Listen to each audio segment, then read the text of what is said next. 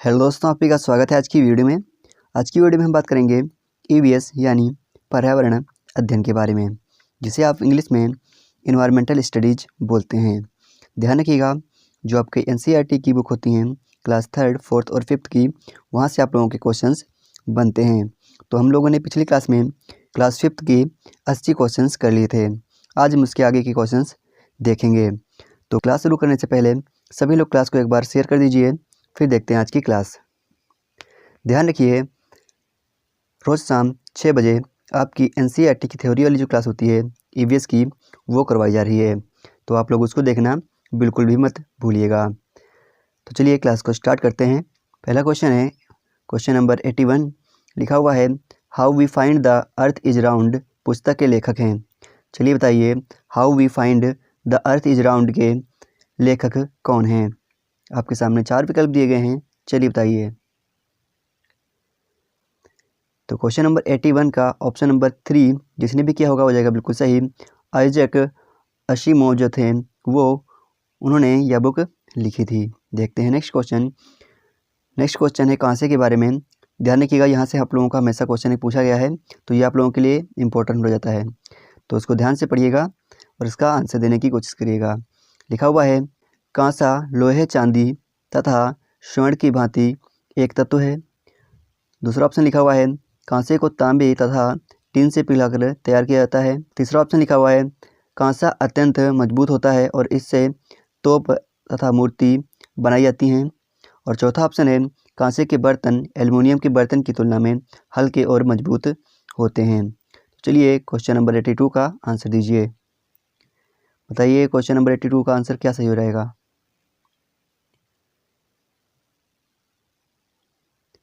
तो इसमें से केवल बी और सी ऑप्शन सही हैं, बाकी ये दोनों क्या हैं, ये दोनों गलत हैं। क्योंकि जो कांसे के बर्तन होते हैं वो हल्के नहीं, एल्युमिनियम की तुलना में भारी होते हैं। और यह लोहे, चांदी तथा स्वर्ण की भांति एक तत्व नहीं होता है। तो क्वेश्चन नंबर 82 का ऑप्शन नंबर 1 बिल्कुल सही हो रहेगा। देखते हैं नेक्स्ट क्वेश्चन।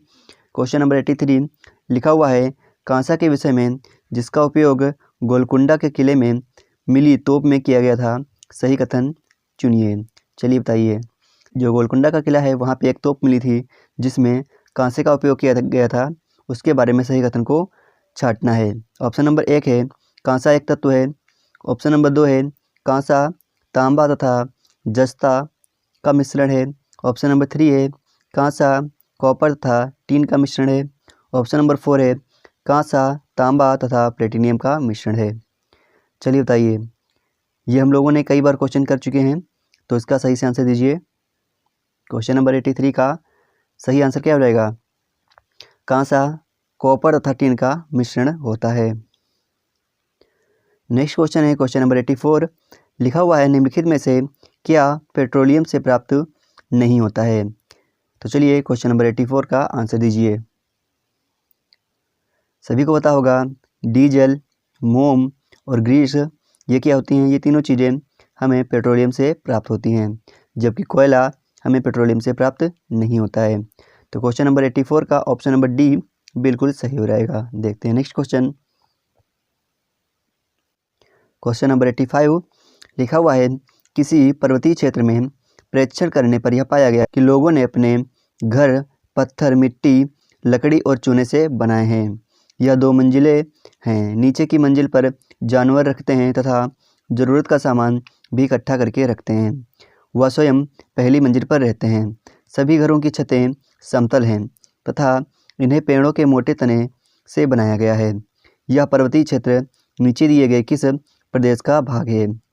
चलिए बताइए, जो ऊपर कथन लिखा हुआ है यह किस प्रदेश के बारे में बात कही गई है। क्वेश्चन नंबर 85 का आंसर दीजिए। तो सभी को पता होगा जो ये बात की गई है ये है जम्मू कश्मीर के बारे में बात की गई है। जो अब कहाँ है, जो अब लेह लद्दाख में, लेह लद्दाख वाला भाग है, उसके बारे में बात की गई है। देखते हैं नेक्स्ट क्वेश्चन। क्वेश्चन नंबर 86 लिखा हुआ है सभी बड़े शहर सड़कों पर भारी संख्या में वाहनों के कारण प्रदूषण की समस्या का सामना कर रहे हैं। पर्यावरण संरक्षण के लिए शहरों के लोग व्यक्तिगत रूप से डैश के माध्यम से अपना सहयोग दे सकते हैं। ऑप्शन नंबर 1 है आने जाने के लिए सार्वजनिक यातायात व्यवस्था का प्रयोग। ऑप्शन नंबर 2 है अक्सर घर से बाहर जाने से बचने। ऑप्शन नंबर 3 है व्यक्तिगत वाहन जैसे स्कूटर, कार आदि नहीं रखने। ऑप्शन नंबर 4 है पर्यावरण सुरक्षित सीमा के लिए व्यक्तिगत वाहन के इंजन की नियमित रूप से जांच करवाने। चलिए बताइए कि यहाँ पे क्या फिल किया जाएगा। क्वेश्चन नंबर 86 को पढ़िए और इसका सही से आंसर दीजिए। क्वेश्चन नंबर 86 का आंसर दीजिए।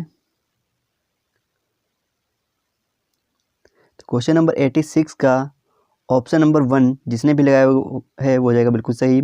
आने जाने के लिए सार्वजनिक यातायात का प्रयोग करना। हर काम के लिए अपने अपने वाहन बाहर ना लेके जाना। देखते हैं नेक्स्ट क्वेश्चन। क्वेश्चन नंबर 87 लिखा हुआ है खनिज तेल का प्रयोग होता है। चलिए बताइए जो खनिज तेल होता है उसका प्रयोग किसमें किया जाता है। ऑप्शन नंबर 1 है प्लास्टिक व पेंट बनाने में। ऑप्शन नंबर 2 है कपड़ा बनाने में। ऑप्शन नंबर 3 है चमड़े का सामान बनाने में। ऑप्शन नंबर 4 है उपर्युक्त सभी। तो क्वेश्चन नंबर 87 का आंसर दीजिए।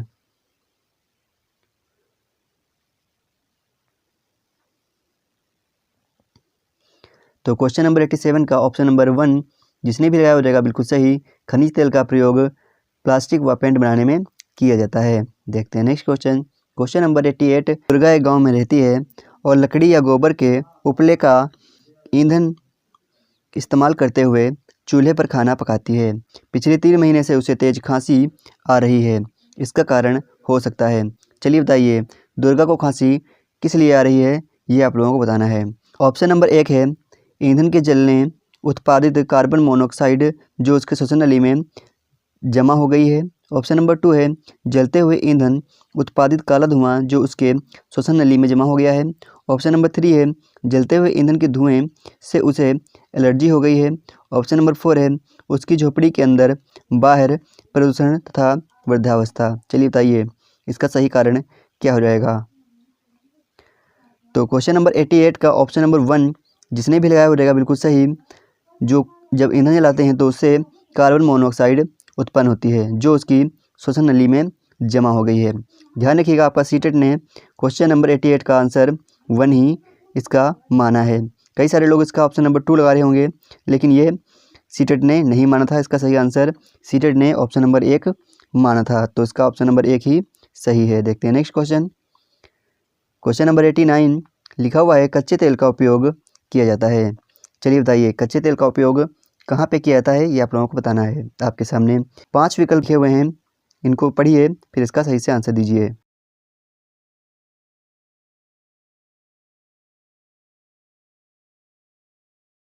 कोलतार बनाने में किया जाता है, प्लास्टिक बनाने में किया जाता है और पेंट बनाने में इसका उपयोग किया जाता है, और औषधियों में नहीं किया जाता है, ड्राई क्लीनिंग में नहीं किया जाता है।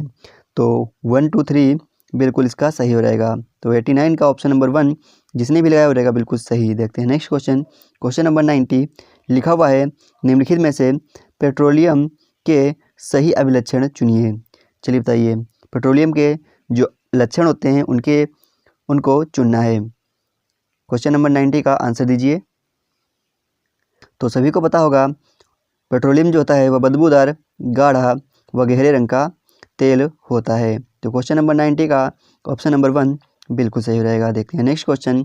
लिखा हुआ है सर्वाधिक शोर व धुआं कहाँ पर होता है। चलिए बताइए क्या कारखानों के पास होता है, क्या राजमार्ग या नेशनल हाईवे के पास में होता है, क्या सड़क पर होता है, क्या भट्ठे जो होते हैं उनके पास में होता है। चलिए बताइए क्वेश्चन नंबर 91 का आंसर दीजिए। सभी को पता होगा जहाँ पे ज़्यादा वाहन या संसाधन होंगे वहीं पर ही ज़्यादा धुआं व शोर शराबा होगा। तो क्वेश्चन नंबर 91 का ऑप्शन नंबर 2 बिल्कुल सही हो जाएगा। देखते हैं next question. Question number 92 Bharat में ठंडे रेगिस्तान मानसून से प्रभावित क्यों नहीं होते हैं। चलिए बताइए जो ठंडे रेगिस्तान है जो लेह लद्दाख वाला इलाका है वह मानसून से क्यों प्रभावित नहीं होता है, ये आप लोगों को बताना है। क्वेश्चन नंबर 92 का आंसर दीजिए। तो जो लेह लद्दाख वाला इलाका है वह हिमालय की छाया होने के कारण प्रभावित नहीं होता है। यानी क्वेश्चन नंबर 92 का ऑप्शन नंबर 2 बिल्कुल सही हो जाएगा। देखते हैं नेक्स्ट क्वेश्चन। क्वेश्चन नंबर 93 उसे चुनिए जो अन्य से भिन्न है। चलिए क्वेश्चन नंबर 93 का आंसर दीजिए।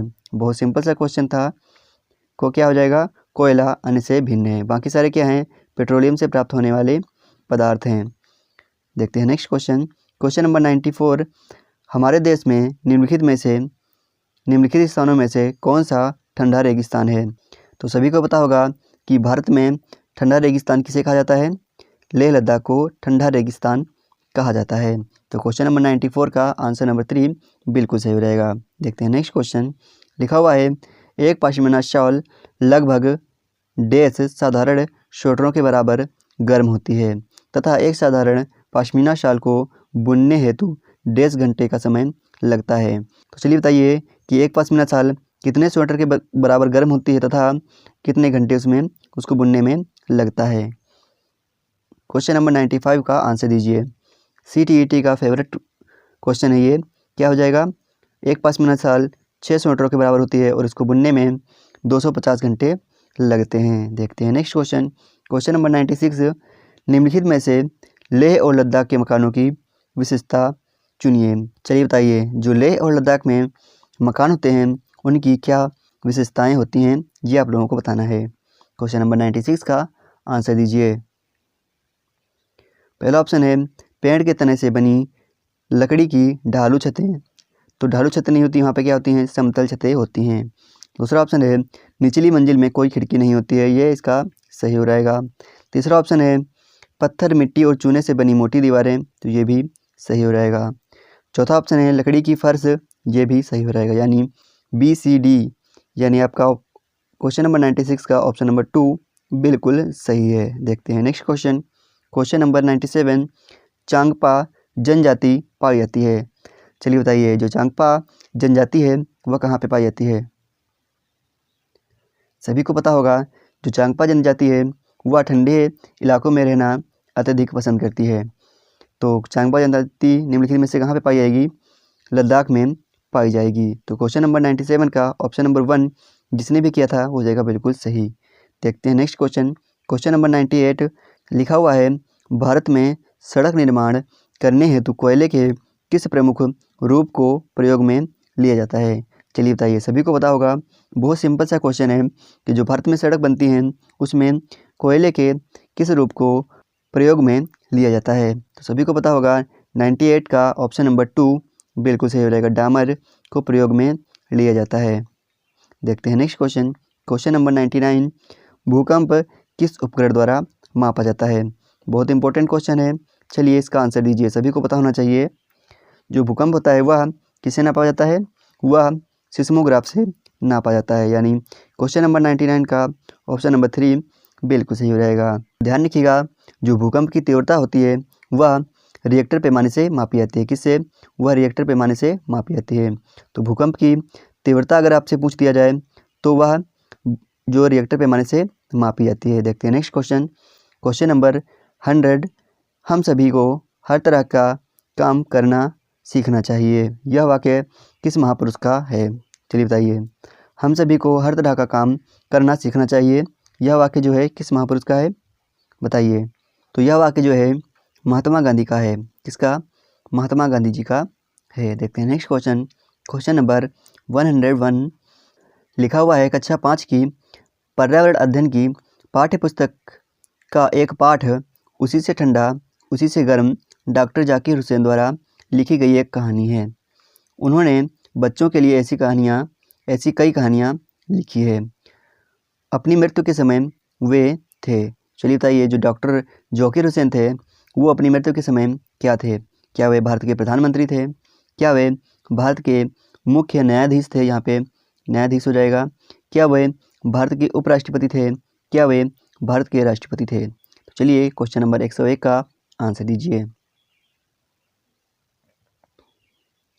तो सभी को पता होना चाहिए, जो डॉक्टर जाकिर हुसैन थे वे अपनी मृत्यु के समय भारत के राष्ट्रपति थे, यानी प्रेसिडेंट ऑफ इंडिया थे। देखते हैं नेक्स्ट क्वेश्चन। क्वेश्चन नंबर 2, नूर खान मुंबई के किस खेल के कोच हैं। चलिए बताइए, नूर खान जो हैं वह मुंबई के किस खेल के कोच हैं। ऑप्शन नंबर 1 है क्रिकेट, टेबल टेनिस, बास्केटबॉल और कबड्डी। चलिए क्वेश्चन नंबर 102 का आंसर दीजिए। क्वेश्चन नंबर 102 का ऑप्शन नंबर 3 बिल्कुल सही हो जाएगा, देखते हैं नेक्स्ट क्वेश्चन। क्वेश्चन नंबर 103 लिखा हुआ है, निम्नलिखित में से किनकी अगुवाई में हमारे देश का संविधान तैयार किया गया। चलिए बताइए।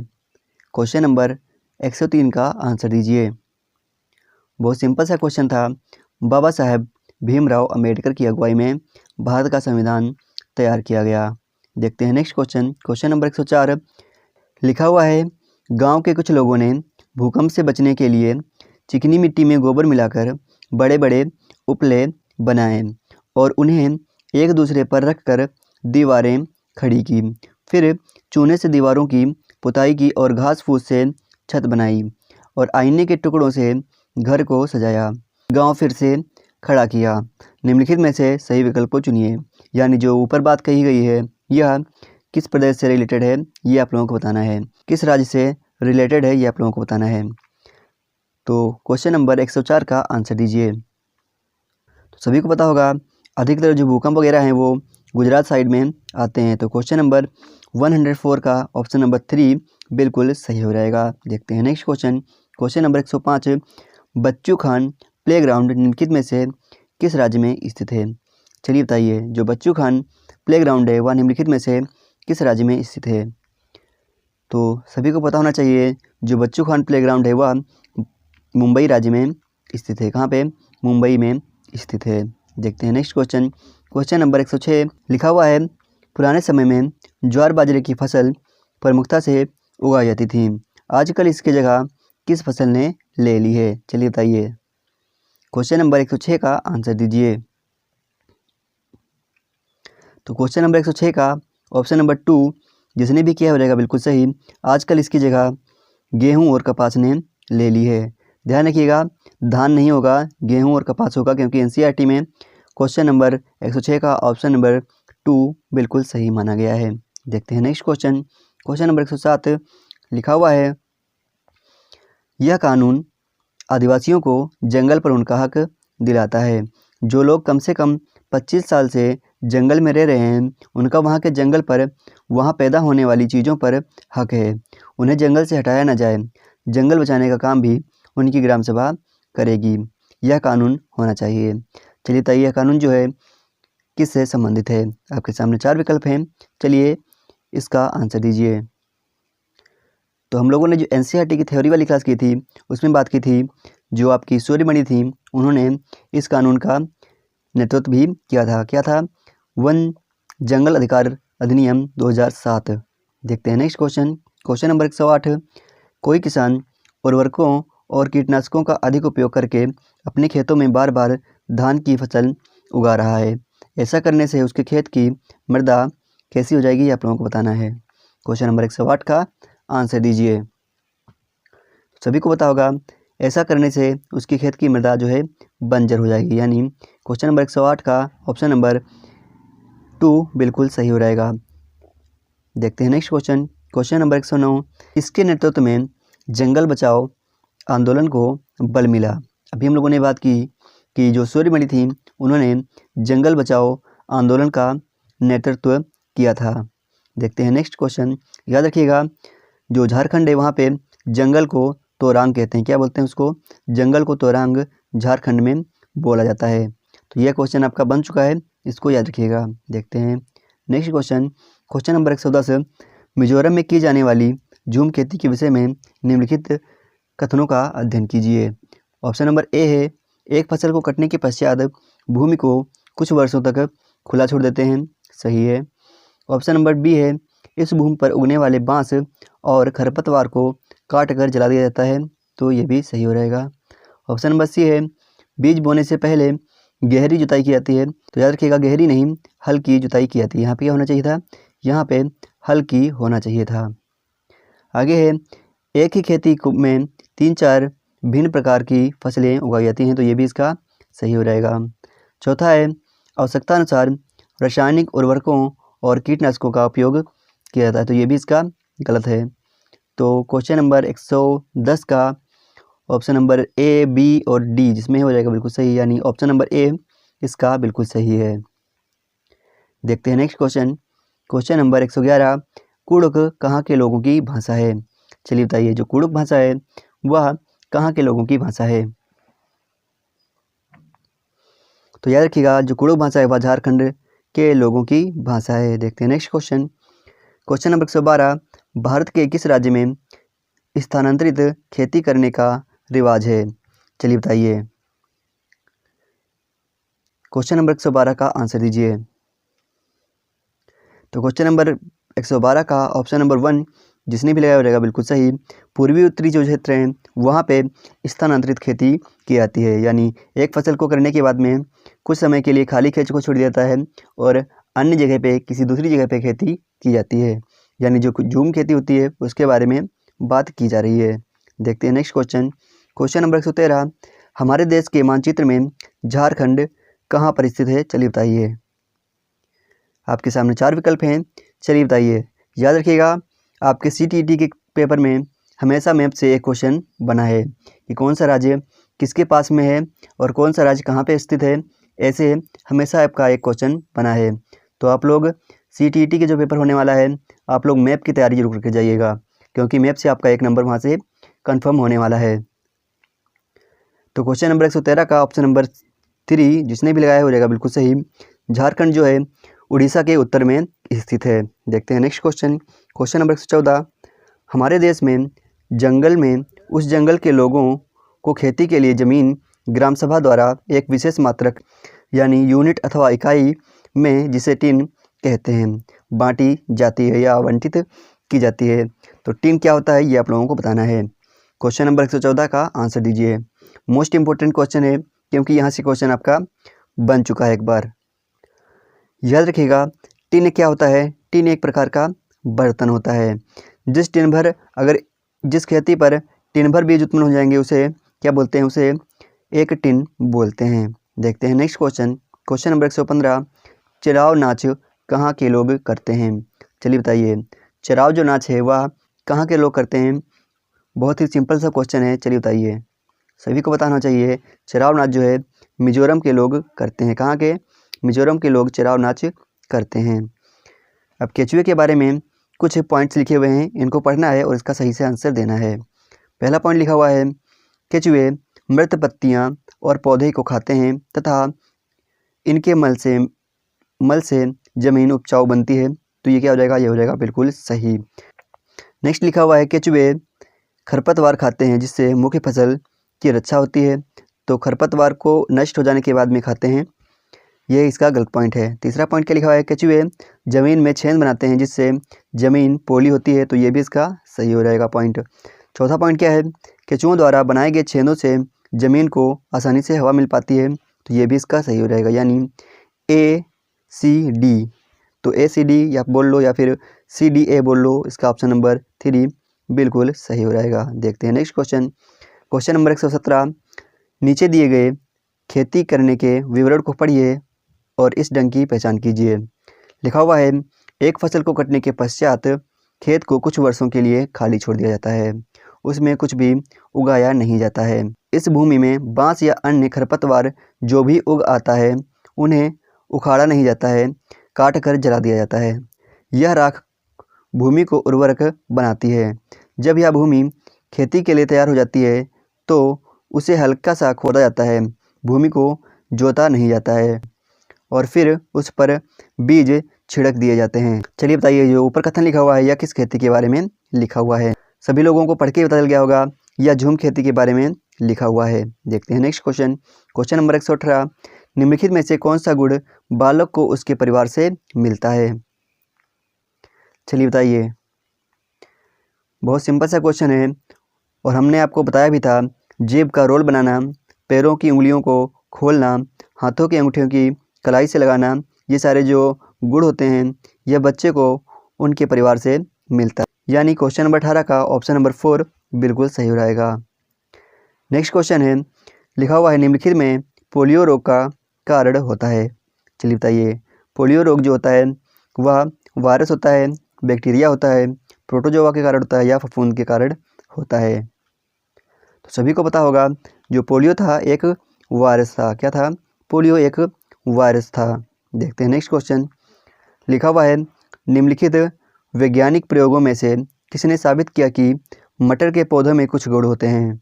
जो जोड़े में आते हैं और उन गुणों को अगली पीढ़ी को देते हैं। चलिए बताइए, मटर पर किसने प्रयोग किया था?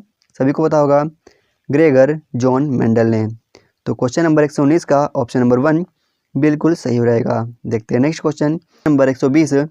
लिखा हुआ है, कर्ज वसूली करने वालों को पुराने समय में किस नाम से पुकारा जाता था? चलिए बताइए, जो पुराने समय में लोग कर्ज वसूली करते थे उन्हें किस नाम से पुकारा जाता था? चलिए बताइए। तो सभी को पता होना चाहिए, जो पुराने ज़माने में लोग कर्ज वसूली करते थे उन्हें मुकादम बोलते थे। क्या बोलते थे? उन्हें मुकादम बोलते थे। तो ये थी आज की हमारी क्लास। आई होप आप लोगों को क्लास अच्छी लगी होगी। अगर आप लोगों को क्लास अच्छी लगती है तो क्लास को ज़्यादा से ज़्यादा लोगों के पास शेयर कर दीजिएगा। और अगर आप लोगों ने अभी तक हमारे चैनल को सब्सक्राइब नहीं किया है तो चैनल को सब्सक्राइब कर लीजिए। शाम को 6 बजे होने वाली क्लास को बिल्कुल भी मिस मत कीजिए, क्योंकि वो क्लास आप लोगों के लिए NCERT का काढ़ा साबित होने वाली है। वहाँ पे हम लोग NCERT का पूरा निचोड़ करवा रहे हैं। तो ध्यान रखिएगा, रोज़ शाम 6 बजे NCERT की थ्योरी क्लास लेना बिल्कुल मत भूलिएगा। तो मिलते हैं आप लोगों को नेक्स्ट वीडियो में। तब तक के लिए जय हिंद, जय भारत।